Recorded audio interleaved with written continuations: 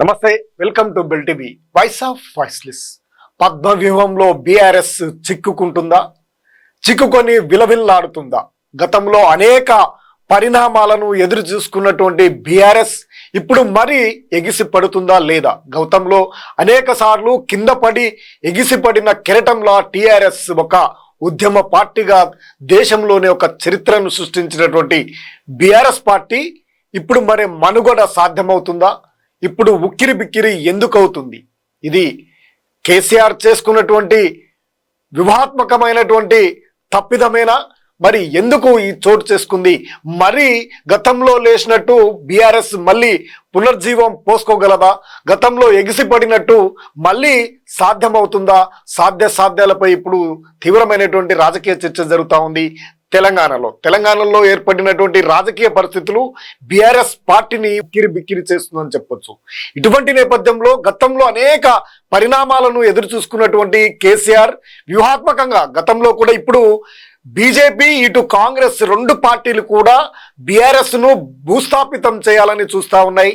గతంలో కూడా కీలకమైనటువంటి నాయకులు వ్యూహాత్మకంగా ప్రజల మన్ననలు పొందినటువంటి నారా చంద్రబాబు నాయుడు, అదేవిధంగా వైఎస్ రాజశేఖర రెడ్డి ఇద్దరు కూడా ఏకమై అప్పటి టీఆర్ఎస్ ను లేకుండా చేయాలని, తెలంగాణ వాదాన్ని లేకుండా కనుమరుగు అయ్యేలా చేయాలని భావించి వారి యొక్క వ్యూహ రచనలు చేసినా కిందికి పడిపోయినటువంటి టీఆర్ఎస్ పార్టీ ఒకేసారి ఉగిసిపడింది. పైకి లేచి మళ్ళీ నిలబడి నిలదొక్కుని 10 సంవత్సరాల పాటు అధికారాన్ని చేపట్టింది. లక్ష్య సాధన అయినటువంటి తెలంగాణను సాధించినటువంటి ఘనత కూడా కేసీఆర్కే దక్కింది. అటువంటి నాయకుడు ఇప్పుడు ఉక్కిరి బిక్కిరి అవుతున్నటువంటి పరిస్థితుల్లో ఇప్పుడు కాంగ్రెస్ అదేవిధంగా బీజేపీ రెండు పార్టీలు కూడా ఇప్పుడు బీఆర్ఎస్ ను పూర్తిగా తమ వశం చేసుకోవడానికి విశ్వ ప్రయత్నాలు చేస్తూ ఉన్నాయి. రాజకీయ వ్యూహాలు, రాజకీయ రచనలు చేస్తూ ఉన్నాయి. మరి అది సాధ్యమవుతుందా లేదా అనే చర్చ కూడా ఇప్పుడు ఆసక్తికరంగా జరుగుతున్నటువంటి నేపథ్యంలో వాస్తవానికి ఇప్పటికీ ఎంపీ క్యాండిడేట్లని కూడా ప్రకటించినటువంటి వారు కూడా వెళ్ళిపోతున్నటువంటి పరిస్థితి బీఆర్ఎస్ ను తీవ్రమైనటువంటి మనోవేదనకు గురి చేస్తూ ఉంది. ఇప్పటికే కేటీఆర్ అప్పటికే తన ఆవేదనను వ్యక్తం చేస్తూ ఉన్నారు బహిరంగంగా. కానీ కేసీఆర్ మాత్రం మౌనాన్ని వీడడం లేదు. ఇంకా ఫామ్ హౌస్ లోనే గడుపుతా ఉన్నారు. ఎవరు కూడా కనిపించకుండా, ప్రజలకు కనిపించకుండా ఆయన వ్యూహరచన చేస్తున్నారు. కానీ ఆ చేసినటువంటి వ్యూహరచన ఓటమి తర్వాత కుంగిపోయినటువంటి ఆయన తీవ్రమైనటువంటి మనోవేదనతో కనిపిస్తా ఉన్నారు. వ్యూహాలు పోయి పూర్తిగా వ్యతిరేకమైనటువంటి వాదనలు వస్తా ఉన్నాయి కేసీఆర్ పైన. రాజకీయ చాణక్యుడిగా, రాజకీయ వ్యూహకర్తగా గొప్ప పేరున్నటువంటి కేసీఆర్ ఇప్పుడు అమలు చేస్తున్నటువంటి ఆయన వ్యూహాలు పూర్తిగా విఫలమవుతా ఉన్నాయి. బీఆర్ఎస్ శ్రేణులు పూర్తిగా ఒత్తిడికి గురవుతున్నటువంటి పరిస్థితి అయితే స్పష్టంగా కనిపిస్తుంది. ఆయన పూర్తిగా మనోవేదనకు గురి కావడం, ఆయన తనయురాలి అయినటువంటి కవిత జైలుకు వెళ్ళడం, ఓటమి చెందడం, ఇక్కడ అనేక ఫోన్ ట్యాపింగ్ ఇష్యూతో తీవ్రమైనటువంటి ఉక్కిరి బిక్కిరి అవుతున్నటువంటి నేపథ్యంలో వ్యూహకర్త అయినటువంటి కేసీఆర్ తీవ్రమైనటువంటి మనోవేదనతో ఉక్కిరి బిక్కిరి అవుతున్నట్టు స్పష్టంగా కనిపిస్తా ఉంది.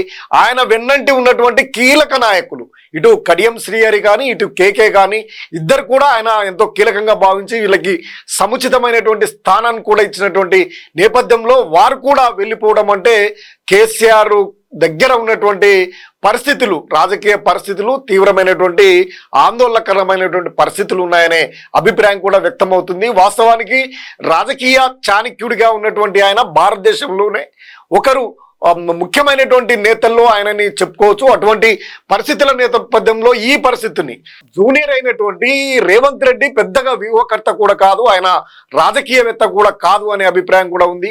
వ్యూహాలు కూడా అంత వ్యూహరచన చేసే సామర్థ్యం కూడా లేనటువంటి ఆయనకు బీఆర్ఎస్ ప్రభుత్వంపై ఉన్నటువంటి, బీఆర్ఎస్ పాలనపై ఉన్నటువంటి వ్యతిరేకతనే ఆయనకు కలిసి వచ్చిందనేది ఒక రాజకీయ ఆలోచన కూడా ఉంది. అటువంటి నేపథ్యంలో వ్యూహాలకు పదును పెట్టి వ్యూహరచన చేయగల సమర్థత కలిగినటువంటి కేసీఆర్ ఇంకా అహంకార పూరితమైనటువంటి ధోరణినే అవలంబించడం వల్లనే ఇటువంటి జరుగుతూ ఉన్నాయి పరిణామాలకు చోటు చేసుకుంటున్నాయనే అభిప్రాయం కూడా బలంగా వినిపిస్తుంది. అందుకు ప్రధానంగా ఆయన ఎంపీ టికెట్లు కేటాయించడం, అసెంబ్లీ టికెట్ల కేటాయింపులోనే పూర్తిగా విఫలమైనటువంటి కేసీఆర్ ఇప్పుడు తీవ్ర ఓటమి స్థితిలో ఉన్న సమయంలో కూడా ఎంపీ టికెట్ల యొక్క ఎంపిక కూడా ఆయన సగీరంగా చేయలేదు అనే అభిప్రాయం కూడా స్పష్టంగా కనిపిస్తా ఉంది. ఎక్కడ కూడా క్యాడరు దృష్టిని కానీ క్యాడరు చెప్తున్నటువంటి అభిప్రాయాన్ని కానీ కింది స్థాయి క్షేత్రస్థాయిలో ఉన్నటువంటి నాయకులు చెప్పినటువంటి సూచనలు కానీ కేసీఆర్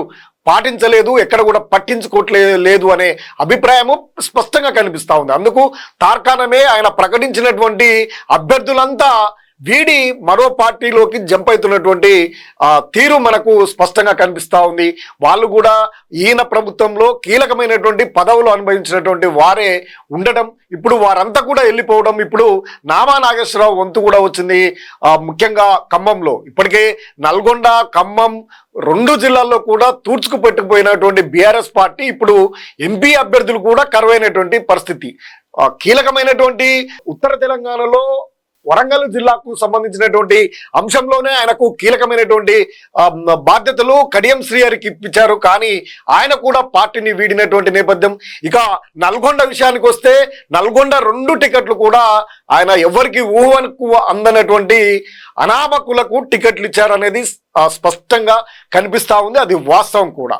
ఇక ఖమ్మంలో ఆయన ఎంతో నమ్ముకున్నటువంటి నామా నాగేశ్వరరావు కూడా ఆయనకి ఎకనామం పెట్టి వేరే పార్టీలోకి పోతూ ఉంటుంటే ఇప్పుడు ఆయన ఎంపిక చేసినటువంటి అభ్యర్థుల తీరు ఎంతో విచిత్రమైనటువంటి అభ్యర్థులు ఉన్నట్టు స్పష్టంగా కనిపిస్తా ఉంది.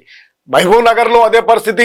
మహబూబ్ నగర్లో ఇప్పుడు కాంగ్రెస్ను ఓడించాలంటే బీజేపీతో జత కట్టాల్సినటువంటి పరిస్థితి బీఆర్ఎస్ పార్టీకి ఏర్పడింది. అంటే పూర్తిగా రాజకీయ వ్యూహకర్తగా పేరున్నటువంటి కేసీఆర్ అమలు చేస్తున్నటువంటి రాజకీయ ఎత్తుగడలు ఇక్కడ పూర్తిగా విఫలమవుతా ఉన్నాయి. ఆయన ఒక నైరాశ్యానికి గురి అయి పార్టీని విచ్ఛిన్నం చేసే దిశగానే కనిపిస్తుందనే అభిప్రాయం కూడా స్పష్టంగా కనిపిస్తా ఉంది. ఆ అభ్యర్థుల ఎంపికలోనే అసెంబ్లీ ఎన్నికల్లో అభ్యర్థుల కారణంగానే సిట్టింగ్ ఎమ్మెల్యేలకు ఇవ్వడం వల్లనే ఓటమి చెందినట్లు తాను స్వయంగా చెప్పుకోవడం జరిగింది. అనేక రివ్యూలలో బీఆర్ఎస్ నేతలు చెప్పినటువంటి నేపథ్యం.